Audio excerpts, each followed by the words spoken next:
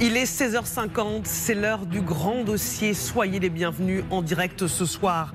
Poutine impose son calendrier et ses conditions à Washington dans la guerre en Ukraine. Dernière demande en date, le président russe veut placer l'Ukraine sous l'égide de l'ONU pour organiser une nouvelle présidentielle et obtenir le départ de Volodymyr Zelensky. Loin d'arrêter les combats, il prépare une grande offensive et nous retrouverons Thomas Mistraki sur le terrain du conflit.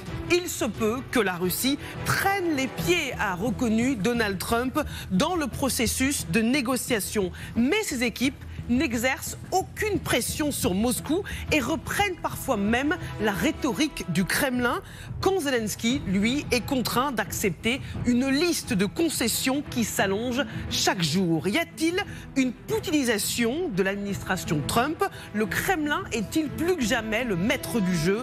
Poutine, Trump, l'un décide, l'autre suit. C'est la question du grand dossier ce soir. Écoutons la nouvelle exigence de Vladimir Poutine. En principe, bien sûr, il serait possible, sous les auspices de l'ONU, avec les États-Unis, voire avec les pays européens, et bien sûr avec nos partenaires et amis, de discuter de la possibilité d'introduire une gouvernance temporaire en Ukraine. Pourquoi faire ? Pour organiser des élections démocratiques, pour porter au pouvoir un gouvernement viable qui jouisse de la confiance du peuple, et ensuite entamer avec lui des négociations sur un traité de paix. Signer des documents légitimes qui seront reconnus dans le monde entier et qui seront fiables et stables. Allons plus loin dans ce grand dossier pour comprendre ce qui se joue avec nos invités. Accueillons le lieutenant-colonel Vincent Arbaretier. Bonsoir. Bonsoir. Vous êtes historien militaire, docteur en sciences politiques. Mariana Perebenissiuk, bonsoir. Bonsoir. Vous êtes journaliste franco-ukrainienne. Vincent Crouzet, bonsoir. Bonsoir Marie-Aline. Expert en renseignement, écrivain, votre tout dernier ouvrage. Alors ce n'est pas le Chevalier de Jérusalem que j'ai là, Robert Laffont. C'est sur la guerre.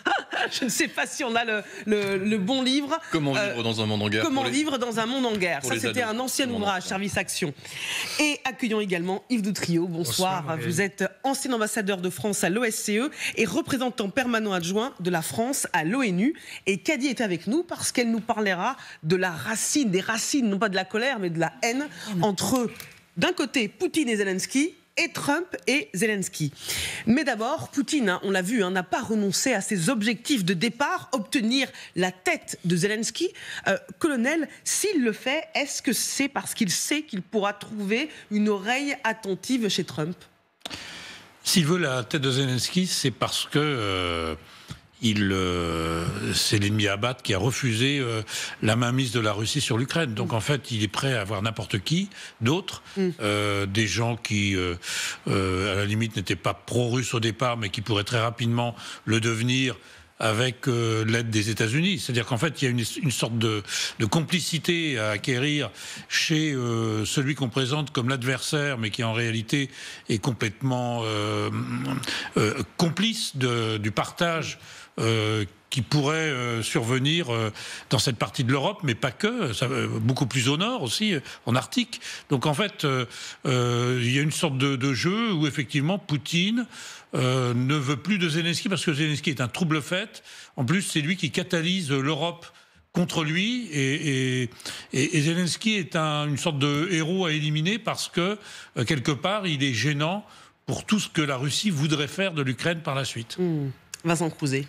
Les Vincent ont toujours raison, donc c'est vrai qu'il y a une synergie une vraie synergie entre Trump et Poutine. Et d'ailleurs, on pourrait reprendre exactement les mêmes termes de Vincent et en remplaçant Poutine par Trump. Parce qu'effectivement, pour Trump aussi, Zelensky est un obstacle. D'ailleurs, on fait état de suspicions concernant des renseignements clandestins de la CIA au parti d'opposition à Zelensky, et notamment au parti Solidarité de Poroshenko. Non pas en Ukraine, ils le font beaucoup plus discrètement dans des pays limitrophes européens pour déstabiliser en fait Zelensky. Donc il va arriver un moment... Oui, l'ancien président ukrainien a eu des contacts avec l'administration Trump. Et depuis ce moment-là, Poroshenko, qui jusqu'ici, pendant la guerre, avait décidé de ne pas critiquer Zelensky pour ne pas affaiblir l'Ukraine, s'est mis à critiquer le président ukrainien. Oui, et puis à louanger Donald Trump. Hier, il a donné une interview au Point dans laquelle il dit « Je déteste que l'on dise que Trump est pro-russe ». Voilà, ça veut dire que lui, il pense que Trump est l'allié des Ukrainiens contre les Russes, ce qui n'est pas tout à fait évident. Marina Pervinissiou. Alors, moi, je ne pense pas que Vladimir Poutine pense lui-même en ce qu'il dit. C'est une énième demande, exigence non réalisable, qu'il sait pertinemment non réalisable, tout comme, par exemple, la condition de la levée de sanctions européennes pour le cessez-le-feu. Il sait très bien qu'il ne peut pas le discuter avec Donald Trump et que ces sanctions européennes ne seront pas levées. Alors, pourquoi il propose ça à Trump ? Tout simplement pour aller dans le sens de Trump, pour le flatter, pour se montrer d'apparence constructif, mais de lui donner des idées pour que Trump, lui, se fâche avec les Européens, avant tout avec les Européens, pour pousser Trump à faire la pression sur ses propres alliés européens, pour les diviser. Pour l'instant, il me semble qu'il y arrive très bien. Mais ce n'est pas une question de Zelensky en soi. Par ailleurs, pour Poutine, tout comme pour Trump, Zelensky, c'est tout au plus si Zelensky existe, en fait. Vous voyez, ce sont deux hommes qui ont une vision pleinement colonialiste, même pas néocolonialiste, mais colonialiste comme au XIXe siècle. C'est un petit pays qu'il faut se partager, pas entre les grands, entre les forts, et les petits n'ont même pas le mot à dire. C'est presque ce que Donald Trump a dit verbatim au bureau ovale. Genre, taisez-vous, vous êtes petits.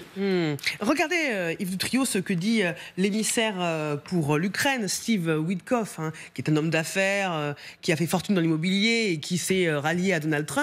Il parle des élections en Ukraine. Oui, il y en aura. Ils ont donné leur accord. Il y aura des élections en Ukraine. Enfin, c'est pas du tout la priorité de Volodymyr Zelensky. Je prends à la lettre ce qu'il dit. Évidemment qu'il y aura des élections en Ukraine, personne n'en doute, c'est aucun Ukrainien, et à commencer par le président Zelensky. Il se trouve simplement qu'il y a une loi martiale et qu'il y a la guerre. On n'organise pas d'élections en guerre. Nous, en 14-18, on n'a pas fait de guerre, et au Royaume-Uni, entre 40 et 45, il n'y a pas eu d'élection. Voilà. Donc, la proposition, enfin les mots du président Poutine, c'est absolument absurde. Je crois qu'il a même parlé il a comparé avec la situation de Timor. Il se trouve qu'à l'époque, j'étais ambassadeur adjoint à l'ONU, je connais très bien la situation de Timor. Vous aviez une guerre civile qui a duré 20 ans, occupée après la décolonisation portugaise. La partie orientale de Timor a été occupée par l'Indonésie. Le pays était à feu et à sang. Il n'y avait jamais eu d'élection, en fait. Il n'y avait pas d'administration, il n'y avait rien. Et donc, le Conseil de sécurité a chargé le secrétaire général de l'ONU de nommer un représentant spécial pour conduire Timor à l'indépendance. Ça a même été un préfet français qui a été désigné pour diriger Timor. Ici, ça n'a rien à voir. Il y a eu des élections en 2019. M. Zelensky a eu une très large majorité. Il y avait eu d'ailleurs, puisqu'on parlait de Poroshenko, lui aussi, il avait été élu par des élections d'ailleurs... oui, il y a le Parlement qui se réunit en session. Voilà, contrôlé par l'OSCE d'ailleurs à l'époque. Donc contrôlé, je veux dire observé, et c'était des élections considérées comme libres et justes. Donc la proposition de Poutine, c'est j'allais dire en français, un non-starter, quoi. Ça ne correspond absolument pas à la situation. Alors simplement, il y a quand même un tout petit risque, comme on va en parler après, mais on voit que ça n'aboutit pas. Pour l'instant, en tout cas, il n'y a toujours pas de cessez-le-feu à ma connaissance.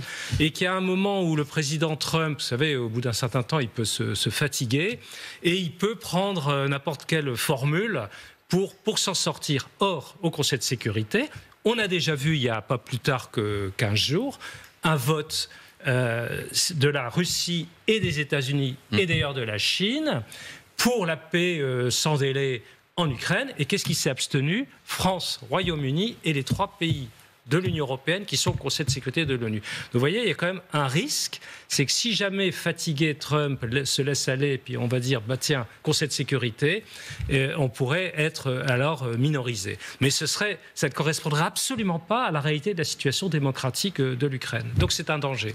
Et pourquoi on n'a pas opposé notre veto à ce moment-là, puisqu'ils avaient eux-mêmes œuvré contre nous sur un vote à l'Assemblée générale le même jour ? Alors, très bonne question. Ça, c'est de la diplomatie et de la réelle. réal politique. Ni les Français ni les Anglais allaient mettre un veto sur une résolution proposée par les États-Unis d'Amérique. Ça reste quand même l'hyperpuissance, comme dirait M. Védrine. Et surtout maintenant, on ne veut pas trop se fâcher avec M. Trump. Vous avez bien vu, M. Macron n'a pas voulu se fâcher avec M. Trump. Et dans les jours qui viennent, on va avoir d'énormes menaces sur les droits de douane, etc. Enfin là, je fais un lien avec d'autres sujets. Mais vous savez, la diplomatie doit faire des liens entre plein de sujets. Et oui. Donc on n'allait pas... D'ailleurs, on n'a jamais mis un veto. Le dernier veto français, ça date de l'indépendance des Comores. Vous savez qu'on a... Les gens de Mayotte ont choisi de rester français. Donc il y a eu une résolution proposée à l'époque par l'URSS, la Chine, les pays africains, pour condamner la France, et on a mis le veto. Ça doit dater de 1975. Le discours de Donc, le veto de la France toute seule, qui a mis un veto à une résolution toute seule. C'est compliqué. Donc, voyez, de s'opposer à l'hyperpuissance américaine.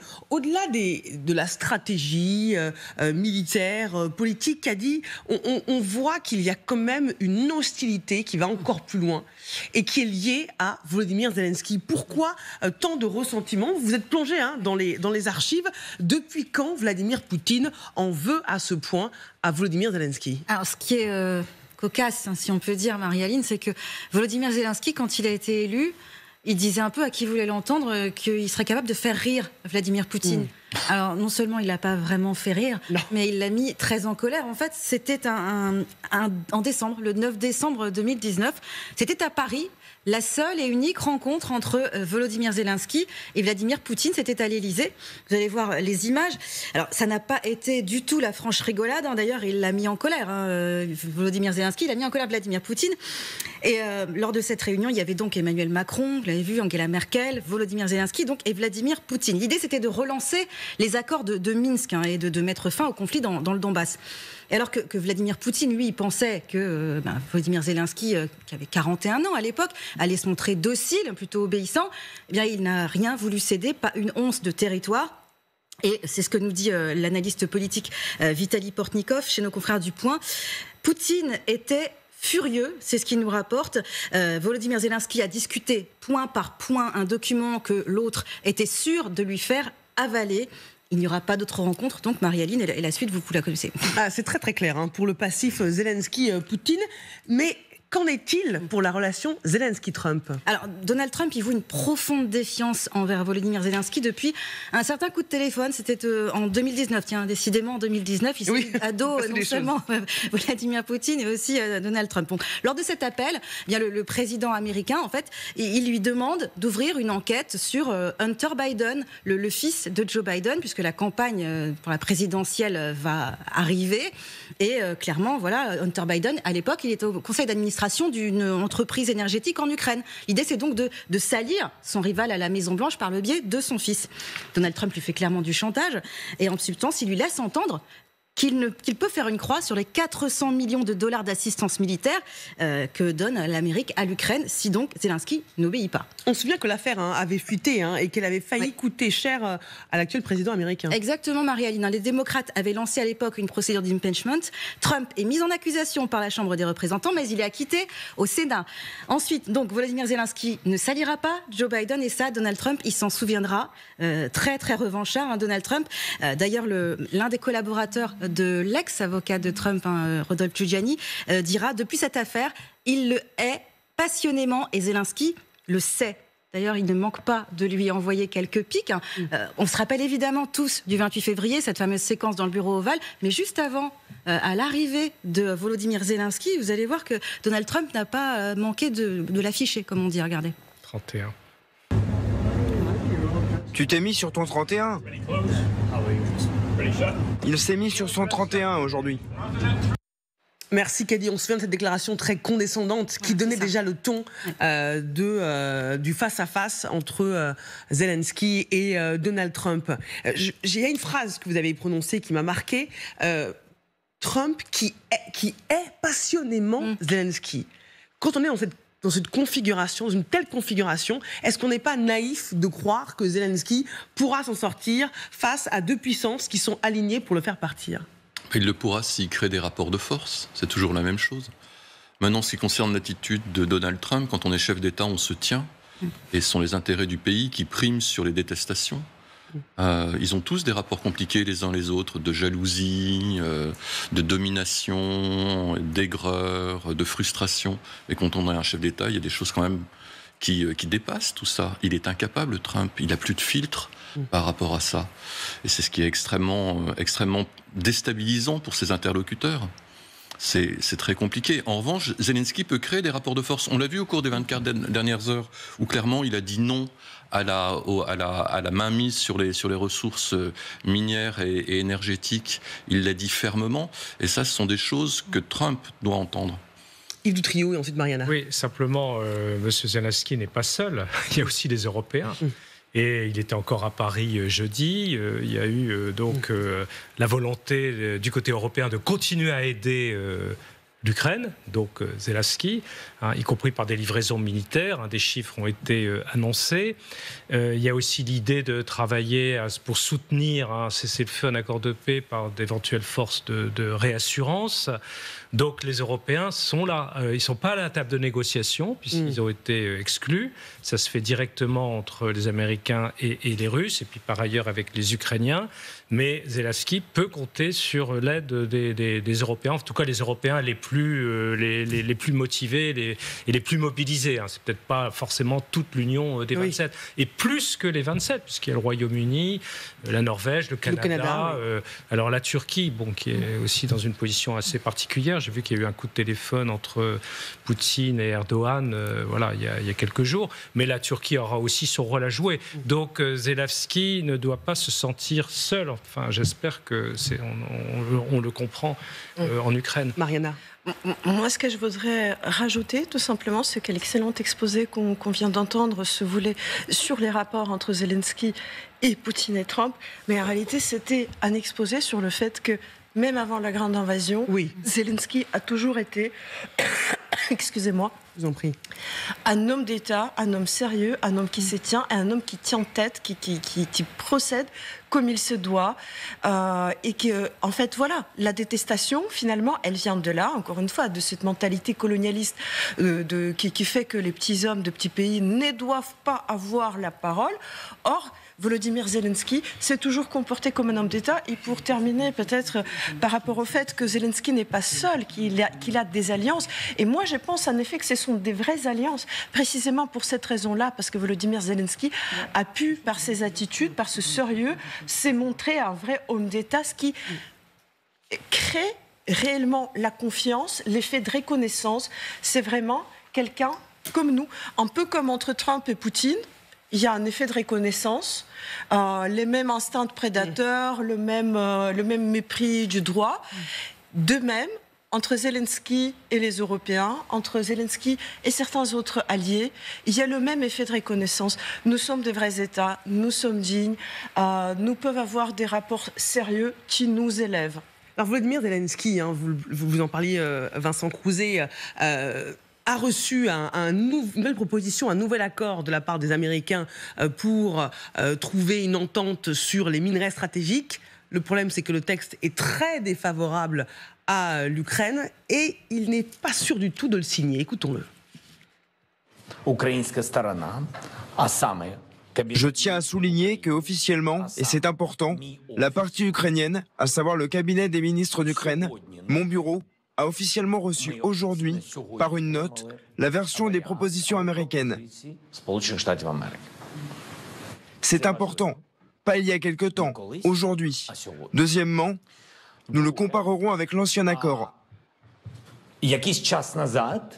Notre vice-premier ministre a reçu ce document. Je lui ai posé quelques questions. Elle m'a répondu qu'il était très difficile de faire des commentaires, car il s'agit d'un document complètement différent. Il y a beaucoup de choses qui n'y sont pas mentionnées. Et il y avait aussi des choses que, disons-le, les partis avaient précédemment rejetées.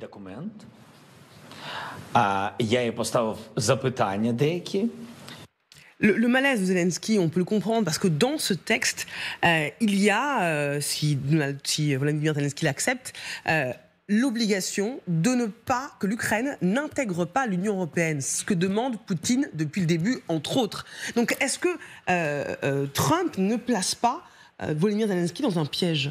Exactement. En fait, c'est une situation impossible. Alors, chat échaudé craint l'eau froide.